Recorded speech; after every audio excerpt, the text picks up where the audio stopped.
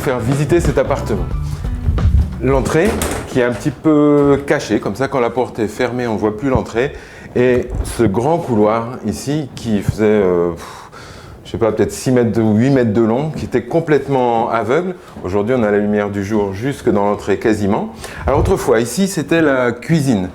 Il a fallu la déplacer si on voulait ouvrir l'espace du séjour. Donc un WC séparé ici tout petit mais avec un lave-main, avec un WC suspendu. Donc, et puis la récupération de la lumière du jour dans le WC par une petite fenêtre. Ici une salle de bain avec une vraie baignoire et une grande vasque, de quoi vraiment faire sa toilette parfaitement. Un peu sur mesure parce que c'était très, très petit. Et puis l'idée de base, on va dire, pour supprimer ce couloir qui était tout noir. Vous voyez qu'aujourd'hui c'est très très clair. On a les deux expositions. On a ouvert la cloison qui se trouvait là et qui recelait la salle de bain et le WC. On l'a complètement cassé pour installer la cuisine avec le soleil tout l'après-midi.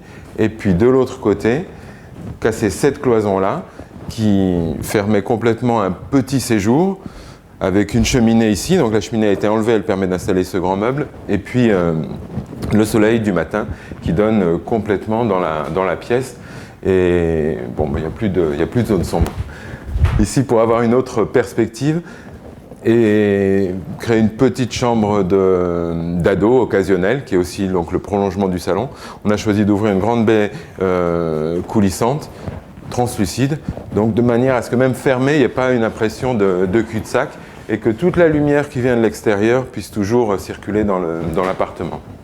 Alors ce grand couloir, donc, il était fermé là, aujourd'hui il est ouvert, ici il y avait une cloison, aujourd'hui tout ça est cassé et il se prolongeait au-delà de cette porte qu'on a déplacée, au-delà de cette porte tout simplement jusque là, avec une porte là qui donnait dans un petit réduit, une porte qui donnait dans le séjour, la pièce secondaire du séjour et qu'on a remplacée par un grand dressing, donc qui fait 3 mètres de long et qui permet de mettre toutes les affaires de ma cliente. Et puis le lit agrandit évidemment la chambre puisqu'elle était...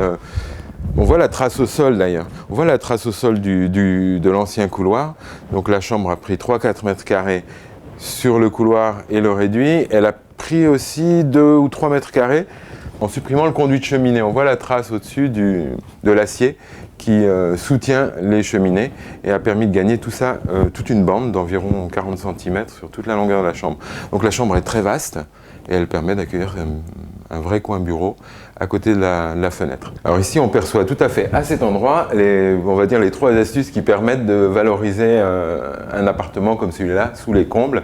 La suppression des conduits de cheminée, donc ce renfoncement qui n'existait pas et qui permet d'installer un meuble, et pareil dans les chambres, un vrai gain de place. Ensuite, la création dans la zone la plus sombre ou la plus centrale de l'appartement d'un faux plafond, puisque le fait que ce soit un peu plus bas ici, ça valorise la hauteur existante, et puis ça permet d'éclairer. Et enfin, la présence des spots qui viennent depuis l'entrée jusque dans la chambre, dans le même alignement, ça crée une perspective d'au moins 10 mètres dès l'entrée qui est assez impressionnante, et redoublée par le miroir, donc au lieu de 10, ça fait 20 virtuel. La troisième astuce, c'est d'avoir utilisé aussi la hauteur avec des éléments sur mesure.